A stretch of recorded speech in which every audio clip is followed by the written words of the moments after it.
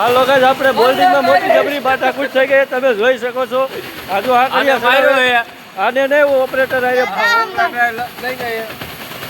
એ ઉભો રહી ગયે લાઈક આપી નાખું એક જય બલેટ પડી. હાલે સાહેબ જો અમારે આ મારો માસ્યો મારી મદદ કરે છે રોલ કાપવામાં તમે જોઈ શકો છો.